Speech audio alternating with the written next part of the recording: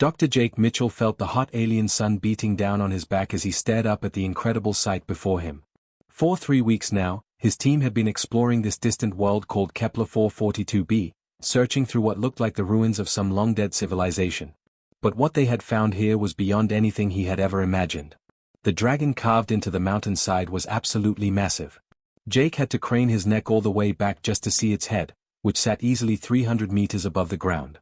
Its stone wings were folded neatly against its body, and its eyes were closed as if it were taking the most peaceful nap in the universe. Every detail was perfect, from the individual scales carved into its hide to the way its claws gripped the rocky ledges.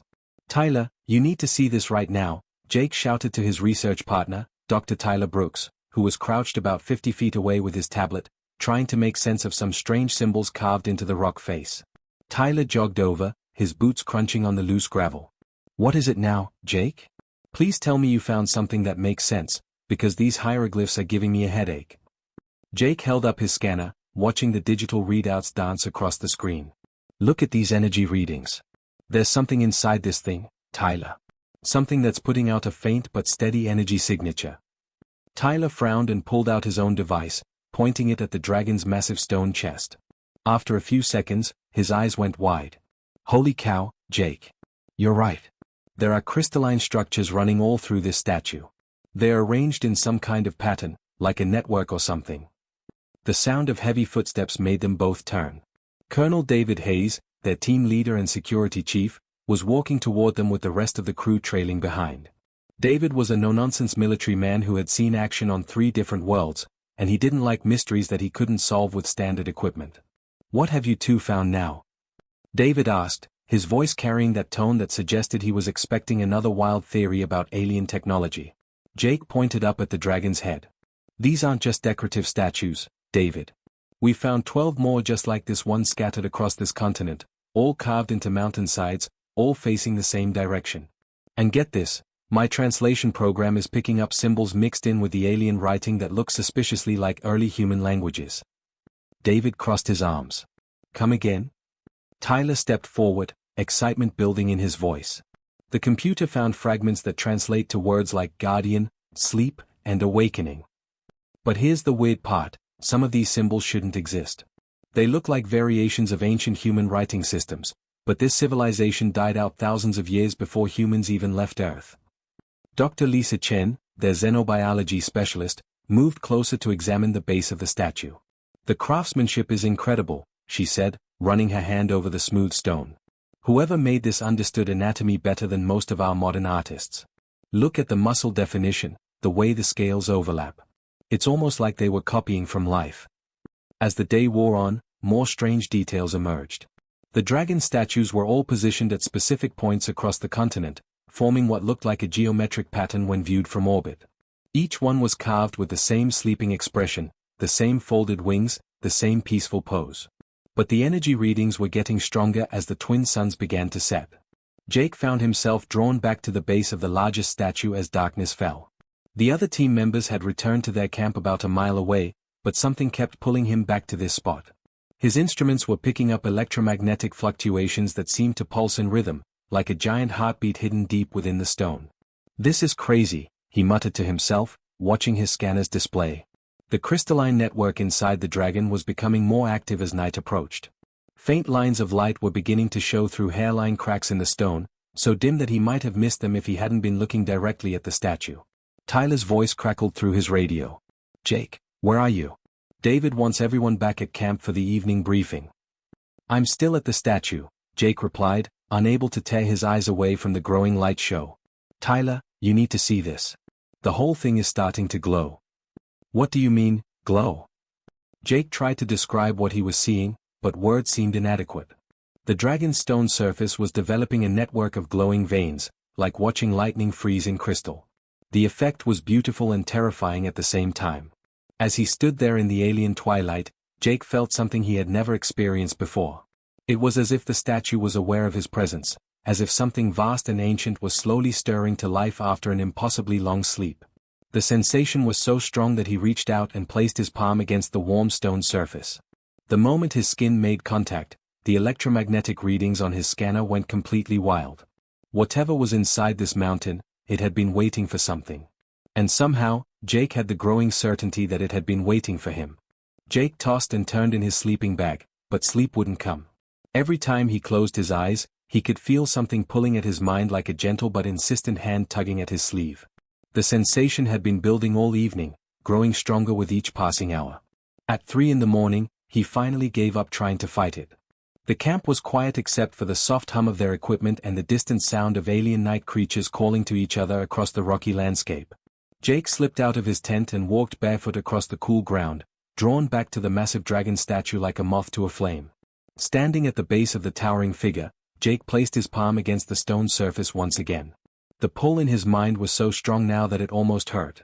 It felt like someone was trying to communicate with him from an impossible distance, their voice barely reaching across an ocean of time and space.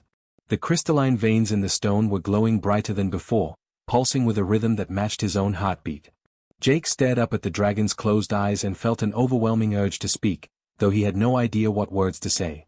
"I know you can hear me," he whispered into the alien night. "I don't understand what's happening, but I can feel you in there." The glow intensified, and Jake felt a presence touch the edges of his consciousness. It was ancient beyond anything he could imagine, patient but eager, like something that had been waiting far too long for this moment. Without really knowing why, Jake spoke 2 simple words that seemed to come from somewhere deep in his soul: "Wake up." The ground beneath his feet began to tremble. Back at the camp, Tyler Brooks sat up in his tent as his equipment started beeping frantically. "What the hell?" he muttered, checking his seismic monitors. The readings showed massive underground movement, as if something enormous was stirring beneath the mountain itself. "Jake!" Tyler shouted into his radio. "Jake, where are you? We're getting massive seismic activity." But Jake couldn't hear the radio calls. He was transfixed by what was happening in front of him. The dragon's crystalline veins were now blazing with light so bright it hurt to look at directly. The glow spread through every crack and crevice in the stone, turning the entire mountainside into a constellation of living stars. And then, impossibly, the dragon's eyes began to open. It happened slowly at first, just tiny cracks appearing where the stone eyelids met. But as the seconds passed, those cracks widened, revealing something that made Jake's breath catch in his throat. The dragon's eyes weren't carved from stone at all. They were pools of liquid silver that seemed to contain entire galaxies, swirling with depths that stretched into infinity. The moment their eyes met, Jake felt his mind explode with contact from something vast and alien. The voice that spoke to him wasn't heard with his ears but felt directly in his thoughts, carrying with it the weight of countless millennia. Finally, the voice said, though the word carried meanings and emotions that human language couldn't fully express. "Though you have come far too early, young catalyst." Jake stumbled backward, his legs nearly giving out as waves of information flooded his consciousness. Through the telepathic connection, he began to understand truths that would change everything he thought he knew about the universe. These weren't statues carved by some ancient civilization. They were living beings called the Drakmari, creatures so old that they had watched galaxies form and die. Thousands of years ago, they had entered a deep protective sleep, waiting for a specific moment when they would be needed again. The Drakmari had been expecting to be awakened by a voice speaking what they called the first language, but not for thousands more years. They had calculated that it would take that long for the right species to evolve, develop space travel, and find them at the proper time. But somehow, impossibly, humans had arrived centuries ahead of schedule. "Your species should not exist yet," the dragon explained, its mental voice filled with confusion and concern. "The awakening was meant to occur when you had grown wise enough, advanced enough to understand what comes next." Through the link, Jake saw flashes of the future that the Drakmari had been preparing for. There was something coming toward their galaxy, something the dragon called the Void Swarm. It wasn't just a threat to planets or star systems, but to reality itself. This cosmic entity consumed everything in its path, leaving behind not empty space but absolute nothingness, as if those places had never existed at all. "It will arrive in 50 of your years," the Drakmari continued. "We entered the Great Sleep so that we would be ready to fight when the time came. But now you have awakened us too soon, before your kind has developed the wisdom or technology necessary for what must be done." Jake felt the full weight of what was happening crash down on him. All across this continent, and probably on worlds throughout the galaxy, other dragon statues were stirring to life. Humanity had accidentally triggered some kind of cosmic alarm system, calling ancient guardians to wake up and face a threat that was still decades away. "I'm sorry," Jake whispered aloud, though he knew the dragon could hear his thoughts. We didn't know. We were just exploring, trying to understand. The dragon's massive head tilted slightly, studying him with those impossible silver eyes. Do not apologize, young one. Perhaps this early awakening is not the disaster it appears to be. Your species possesses something unique, something we did not expect to encounter for many more centuries. What do you mean? You dream while awake, the Drakmari explained. You imagine things that do not exist and somehow make them real. This ability, combined with the specific patterns of your speech, created the resonance needed to pierce our protective sleep. You are what we have long called the catalyst species. Jake felt a chill run down his spine as he realized the implications. Humanity wasn't just some random species that had stumbled onto this world by accident. They were part of something much larger, something that had been planned from the very beginning of time itself. Captain Lisa Barnes stared at Jake like he had completely lost his mind. She had been leading military expeditions to hostile worlds for over a decade, dealing with everything from aggressive alien wildlife to unstable atmospheric conditions. But this report was beyond anything in her experience. Let me get this straight, she said slowly, setting down her coffee cup with a deliberate calmness that barely masked her disbelief. You're telling me that these mountain carvings we've been studying are actually living creatures that have been asleep for thousands of years, and you accidentally woke them up by saying 2 words. Jake nodded, knowing how crazy it sounded. I know it's hard to believe, Lisa, but Tyler has been monitoring the electromagnetic signatures. Show her the readings. Tyler Brooks pulled up his data on the main display screen. The graphs and charts showed energy patterns unlike anything they had ever recorded. 3 days ago, we had 17 separate mountain ranges across this continent showing identical energy spikes. But it gets weirder, our communication array has been picking up similar signals from other worlds in this sector. Dr. Mike Foster, their team's physicist, had been working non-stop since the awakening occurred. His usually neat appearance was disheveled, his hair sticking up at odd angles from running his hands through it in frustration. The math doesn't lie, he said, gesturing at the equations covering his tablet screen. We're detecting resonance patterns on 17 different planets. Whatever happened here triggered a chain reaction across multiple star systems. Lisa rubbed her temples, feeling the beginning of a massive headache. Okay, assuming I buy into this insane theory, what exactly are these dragon things telling you? Jake closed his eyes for a moment, feeling the familiar touch of the Drakmari's consciousness brushing against his mind. Even after 3 days, the sensation still felt overwhelming, like trying to have a conversation with the ocean itself. They call themselves the Drakmari, Jake explained. They're ancient guardians who went into this deep sleep state to prepare for some kind of cosmic threat. They were supposed to stay asleep until a more advanced species found them and spoke the awakening words. But that wasn't supposed to happen for another 1,000 years or more. Tyler leaned forward in his chair. What kind of threat are we talking about? Jake felt a chill run through him as images from the dragon's memories flooded his mind. They call it the Void Swarm. It's not like anything we understand. This thing doesn't just destroy planets or star systems, it actually unmakes reality itself. Places it touches don't become empty space. They just stop existing, like they never were there in the first place. Mike's face went pale. That's impossible. You can't just delete parts of the universe.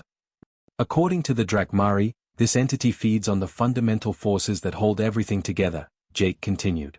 Gravity, electromagnetic fields, the strong and weak nuclear forces, it consumes them all and leaves behind absolute nothingness. And it's headed this way. Lisa felt her military training kicking in, trying to process this as a tactical situation despite how surreal it all sounded. How long do we have? 50 years, Jake said quietly. The tent fell silent except for the hum of their equipment and the distant sound of alien wind outside. 50 years sounded like a long time, but when dealing with threats on a galactic scale, it was barely a moment. Dr. Amy Chen, their xenobiology specialist, had been quietly reviewing her own data while the others talked. Jake asked them why humans were able to wake them up. Why not some other species? Jake nodded and turned his attention inward, communicating with the dragon through their telepathic link. After a few moments, his expression changed to one of wonder mixed with concern. They say humans have something unique, he began slowly. We have the ability to imagine things that don't exist and somehow make them real. Most species can only work within the boundaries of what they know to be possible. But humans constantly dream up impossible things and then figure out ways to create them. Tyler frowned. You mean like science fiction becoming science fact? More than that, Jake continued, still receiving information from the Drakmari. Our vocal patterns, combined with our ability to think in abstract concepts, create some kind of resonance frequency that can pierce through their protective sleep state. They've been waiting for what they call the catalyst species, and apparently, that's us. Mike shook his head in disbelief. But we're barely a spacefaring civilization. We've only been traveling between stars for what, 50 years? How are we supposed to fight something that can unmake reality? Jake felt the dragon's thoughts touch his mind again, and for a moment he sensed something unexpected, hope. That's just it, he said aloud. The Drakmari expected to be awakened by a species that had thousands more years to develop advanced technology and wisdom. But they're starting to think that maybe our lack of advanced development might actually be an advantage. How could being primitive be an advantage? Lisa asked. Jake paused, trying to translate the complex concepts the dragon was sharing with him. Because advanced species learn to accept the rules of how the universe works. They become limited by their understanding of what's possible and what isn't. But humans have this stubborn refusal to accept limitations. We keep trying to do things that should be impossible, and somehow we make them work. Amy leaned back in her chair, a thoughtful expression on her face. So our ignorance is actually a strength. Not ignorance, Jake corrected. More like, creative thinking. The dragon is showing me examples of human achievements that other species would consider impossible. We figured out how to fly before we fully understood aerodynamics. We split the atom before we completely understood quantum mechanics. We've been doing impossible things for our entire history. Lisa was quiet for a long moment, processing everything she had heard. As a military commander, she was trained to assess threats and develop strategies. But this situation was unlike anything in human experience. All right, she said finally. Assuming all of this is true, what do the dragons want from us? What's the plan? Jake felt the Drakmari's presence grow stronger in his mind, and he sensed a mixture of ancient wisdom and desperate hope in the creature's thoughts. They want to train us, he said. They want to teach us how to fight something that shouldn't be able to be fought. And they think that maybe, just maybe, our human ability to imagine the impossible might be exactly what the universe needs to survive. The news hit Earth like a thunderbolt. Within hours of the first reports from Kepler 442b, every major news network was running continuous coverage about the awakened dragons and the approaching cosmic threat. President Rachel Davis stood before a packed session of the United Nations, her voice steady despite the chaos erupting in cities across the globe. My fellow citizens of Earth and the colonies, she began, her words being broadcast to billions of people across human space. What I'm about to tell you will challenge everything we thought we knew about our place in the universe.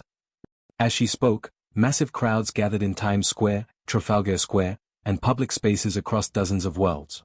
Some people fell to their knees in prayer. Others shouted that it was all an elaborate hoax designed to distract from political problems. In several major cities, riots broke out as panic spread through the population. World leaders scrambled to respond. The Prime Minister of the European Federation called an emergency session of Parliament. The Chancellor of the Mars colonies declared martial law to maintain order. Some governments dismissed the reports as mass hysteria, while others quietly began mobilizing their military forces.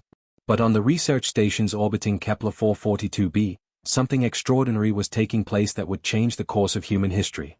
Dr. Tyler Brooks had been working around the clock since the second wave of researchers arrived from Earth.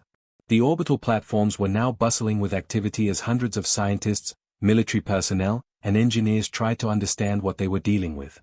Jake, you need to get out here, Tyler called through the intercom. Dr. Harrison wants to see the interface demonstration again. Inside the crystalline chamber that had formed within the dragon's massive body, Jake Mitchell opened his eyes slowly. The past few weeks had been the most intense of his life. His consciousness was now permanently linked with the ancient being, allowing him to access knowledge and technology that humanity had never dreamed possible. Dr. Tom Harrison, a specialist in xenobiology who had arrived on the latest transport, stood outside the chamber with his mouth hanging open. He had read all the reports, seen all the data, but witnessing the human-dragon interface firsthand was still overwhelming. Show him the ship construction process, Tyler suggested, his tablet ready to record everything. Jake nodded and closed his eyes again, feeling the familiar sensation of his mind melding with the dragon's consciousness. In his imagination, he began to construct a starfighter from the ground up. He pictured it sleek and fast, with wings that could adjust their shape for different flight conditions. He imagined weapons that could fire concentrated beams of pure energy, and shields that could deflect attacks from multiple directions. As he held this image in his mind, the crystalline walls around him began to respond. The organic technology that made up the dragon's body started to shift and flow like liquid metal, reshaping itself according to Jake's mental blueprint. Within minutes, a perfect replica of his imagined starfighter had formed around him. "Incredible," Tom whispered, running his scanner over the newly formed craft. "The molecular structure is changing in real time. It's as if the dragon's body can rearrange its basic matter to match human thoughts." Tyler grinned, still amazed despite having seen this process dozens of times. The dragons say their technology was designed to work with advanced species that think in very logical, structured patterns. But human creativity is apparently so chaotic and unpredictable that it's creating entirely new possibilities they never considered.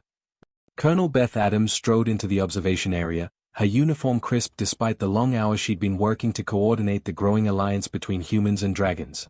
She had been chosen to lead the military aspects of the preparation, and the responsibility was enormous. "What's our current status?" she asked, reviewing the latest reports on her tablet. "We now have training facilities operational on 12 different human colonies," Tyler reported. "The dragons have awakened more of their kind on each world, and they're working directly with our pilots and engineers. The learning curve is steep, but the results are incredible." Beth nodded, studying tactical displays that showed human pilots learning to navigate what the dragons called interdimensional battlefields. These were combat zones that existed in multiple dimensions simultaneously, requiring a type of spatial thinking that most species found impossible to master. "The dragons keep telling us that humans have an advantage in this kind of warfare," Beth continued. "Apparently, our brains are wired to think in patterns that other species find completely illogical. What we call intuition or gut instinct, they call probability cascade navigation." Inside his chamber, Jake was experiencing another revelation as he communicated with the dragon. Through their mental link, he could sense the ancient beings' growing excitement and hope.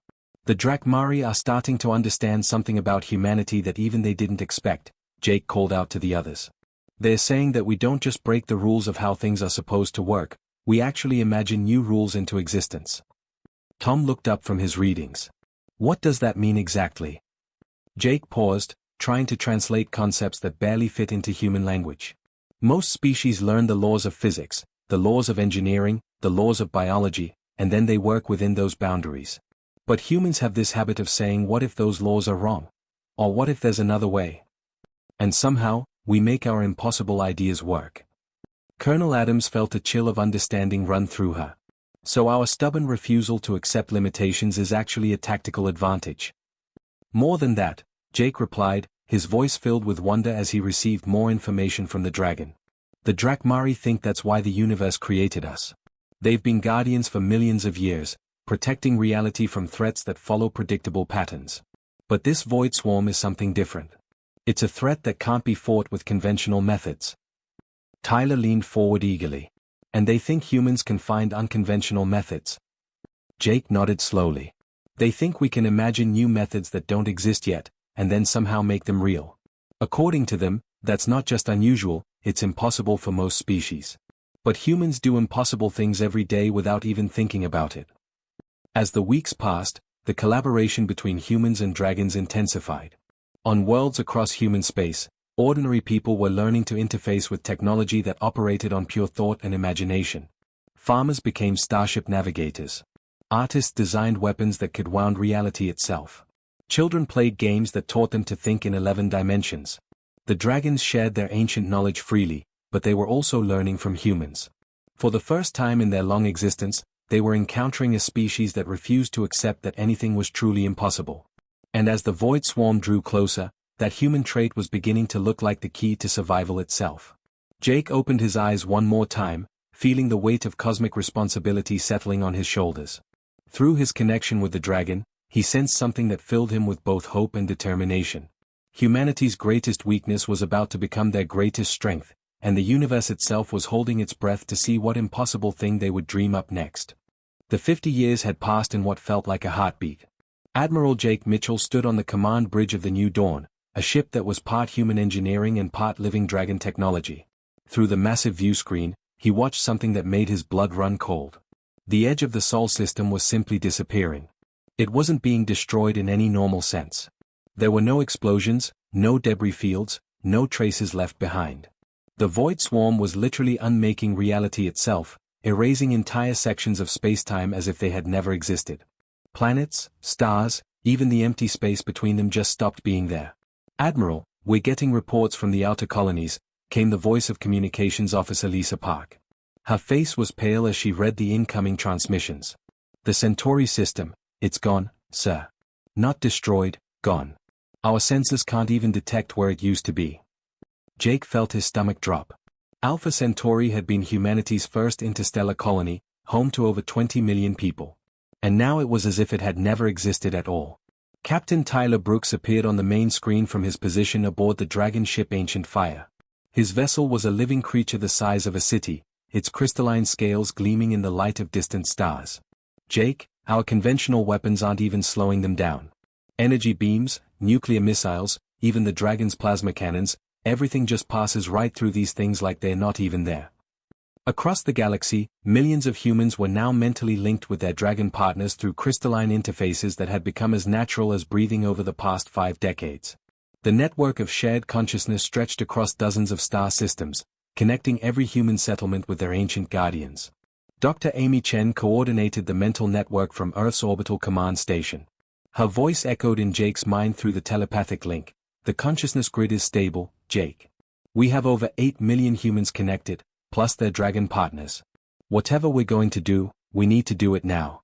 The swarm is moving faster than our projections indicated."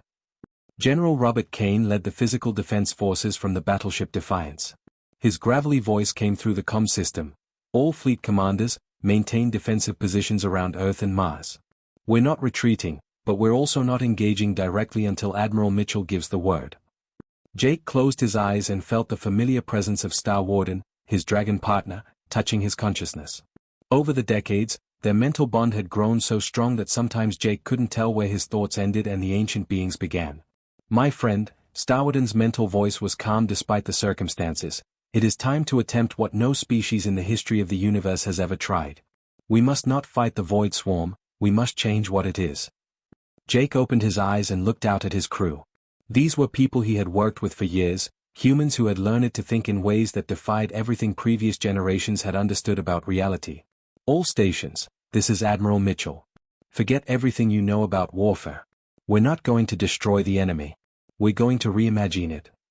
Through the mental network, Jake could feel the confusion and fear of millions of humans, but also their trust. Humanity had spent 50 years learning to work with dragon technology that responded to pure imagination. Children who had grown up with crystalline interfaces could pilot starships by dreaming of where they wanted to go. Artists created new forms of matter by visualizing impossible substances. Engineers built structures that shouldn't have been able to exist according to conventional physics. "Remember your training," Jake continued, his voice being broadcast to every human in the network. "Remember that we are the species that refuses to accept limitations. The void swarm unmakes reality by following the existing rules of how the universe works. But we've never been very good at following rules." Captain Tyler's voice came through from the dragon ship.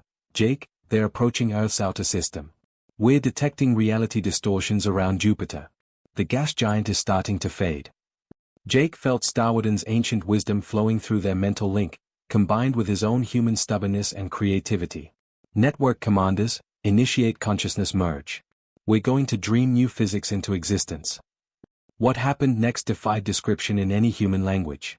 Millions of minds linked together, human creativity amplified by dragon wisdom, began to imagine a universe where entropy could be reversed. They dreamed of laws of physics where destruction became creation, where the force that unmade things could be transformed into a force that created new possibilities. The battle existed outside normal time and space. It lasted both microseconds and eternities, taking place in dimensions that most species couldn't even perceive. At the point where the void swarm met human imagination made manifest, reality itself began to change. Jake felt his consciousness expand beyond anything he had ever experienced. He was simultaneously himself and every other human in the network, feeling their hopes and fears and desperate determination. Through Star Warden, he touched the ancient memories of the dragons, but also their wonder at what humanity was achieving. The void swarm, that cosmic force of pure entropy, suddenly encountered something it had never faced in billions of years of existence. Instead of ordered matter that followed predictable rules, it met the chaotic creativity of human imagination backed by dragon technology. And impossibly, incredibly, it began to change. The entities that had been unmaking reality started to transform. Their hunger for destruction became a desire to create. Their power to erase existence became an ability to dream new forms of matter and energy into being. In the space where they had been consuming star systems, new nebulae began to bloom with colors that had never existed before. When Jake finally opened his eyes in his command chamber, he felt exhausted but alive. Through the view screen, he could see something beautiful and impossible. Where the void swarm had been, new stars were being born, singing with harmonies that no universe had ever heard. "Status report," he whispered, his voice hoarse from the effort. Tyler's voice came through the comm, filled with amazement. "Jake, we didn't just stop them. We changed them. They're creating new solar systems where they used to destroy them. The universe just got bigger." Dr. Chen's voice echoed through the mental network. "The consciousness grid is stable, and we're detecting new forms of life already beginning to evolve in the transformed regions. Whatever we did, it's spreading outward like ripples in a pond." Jake felt Starwarden's contentment in his mind. The ancient dragon, like all of his kind, would remain awake now. They were no longer guardians waiting for threats to face, but partners in an expanded cosmos where dreams and reality danced together. Through the view screen, Jake watched as the transformed entities continued their work, gardening reality itself and creating possibilities that no one had ever imagined. Humanity had found its place among the stars, not as conquerors or destroyers, but as the species that could whisper impossible things into existence. And somewhere in the depths of space, Jake sensed new voices beginning to stir, drawn by the echo of the two simple words that had started it all: "Wake up."